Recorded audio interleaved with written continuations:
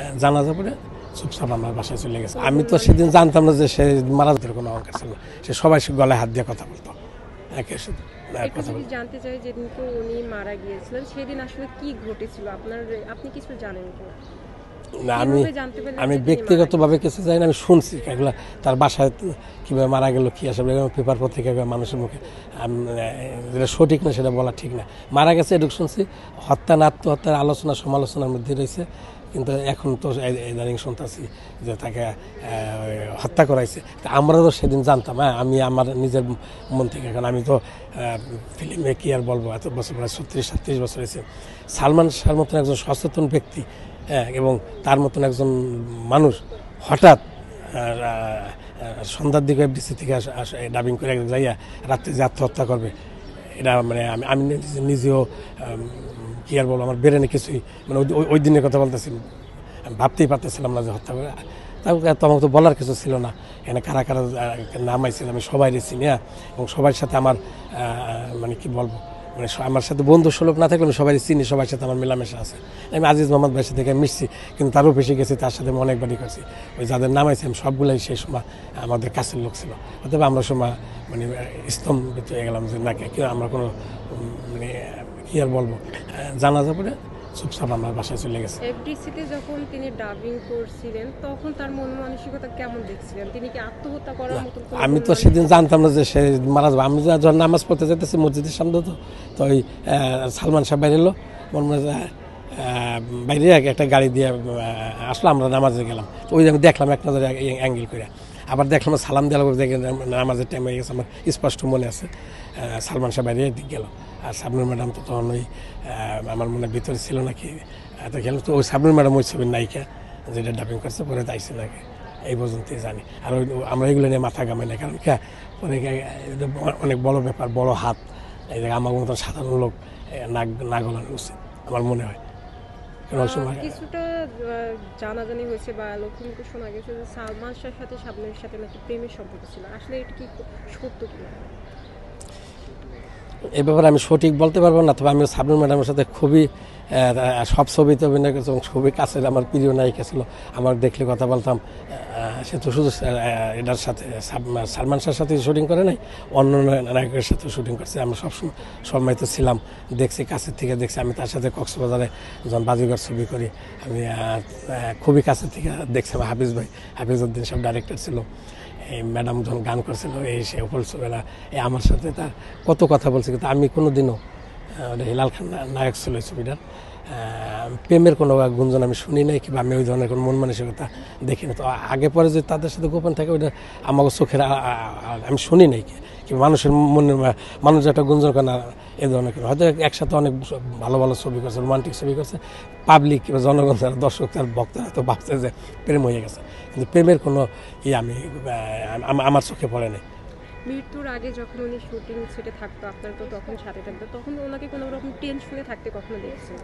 না না, টেনশন থাকবে কেন? সে বললামই, সে সবসময় হাসি খুশি থাকতো, পোলাপানের মতন মন ছিল তার।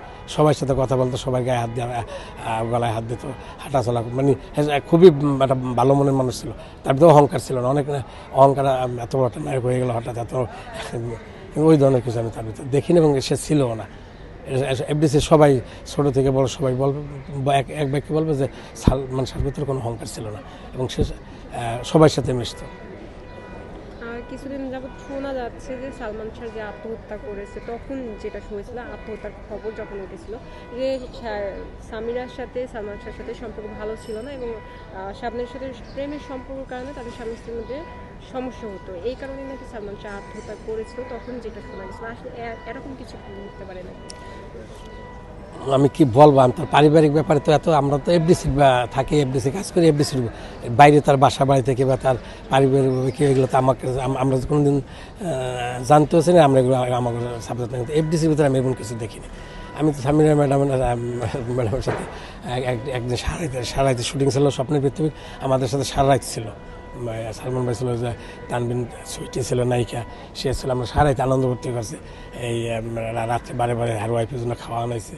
আমি তো ওগুলো তখন বুঝতে পারি, তারা তো তাকে পারিবারিক ব্যাপারে তো আমরা কিছু বলতে পারি না, কিংবা এই ব্যাপারে আমরা যে কোনো সময়, এখনও যে কোনো নায়ক নায়িকার পারিবারিক ব্যাপারে আমরা কোনো সময় জানতেও চাই না, এরকম ব্যাপার নেই। এমনি বিভিন্ন অনুষ্ঠানে যদি আসে, দেখা হয়, সালাম দেই, কথা হয়, এই পর্যন্ত।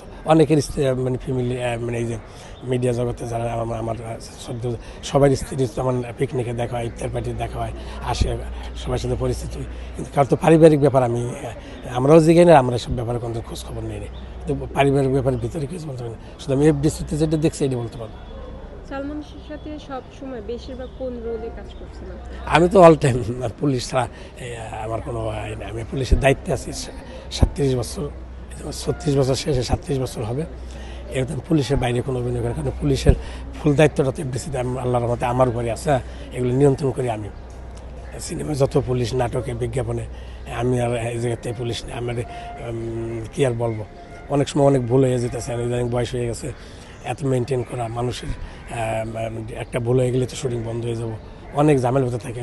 আর ওইসব মানে বিভিন্ন ধরনের চিন্তা ভাবনা করার কীভাবে সুযোগ এখন আর আমাদের নাই, আর এখন বয়স হয়ে গেছে। সালমান শাহ মারা গিয়েছে 29 বছর হয়ে গেছে। 29 বছর পরে হঠাৎই এটা খুন হিসেবে ধরা হচ্ছে, এতদিন পরে এত তথ্য বের হচ্ছে। আসলে এই তথ্যগুলো এতদিন কোথায় ছিল বলে আপনি কি মনে করেন? আইন কি খুনিরা কিনে রেখেছিল কিনা, এরকম কি কোনো ধারণা হচ্ছে? এসব ব্যাপারে আমি কিছু বলতে পারবো না, এরা বিজ্ঞ আদালতের ব্যাপার, ওই জায়গায় কী হয়েছে না হয়েছে। তবে আমি চাই, যেহেতু এত বছর পরে এই জিনিসটা হয়েছে, একটা সঠিক বিচার হোক, এবং যারা এর সাথে জড়িত তাদের শাস্তি হোক। আর যারা জড়িত না, মিথ্যা ভাবে যাদের জড়িত রয়েছে তারা যাতে সাজা না পায়, এটা আমি চাবো। আর যারা সালমান শাহর মতন একজন নায়ককে হত্যা করছে, আমি হত্যাই বলবো, আত্মহত্যা করে না, এটা আমার দৃঢ় বিশ্বাস। আমি আমার ব্যক্তিগত মন থেকে বলছি, তার সঠিক বিচার হওয়া উচিত। যারা তাদের ফাঁসি হওয়া, আমি অবশ্যই তার যে কজন জড়িত তাদের ফাঁসি হওয়া উচিত। আর একটা প্রশ্ন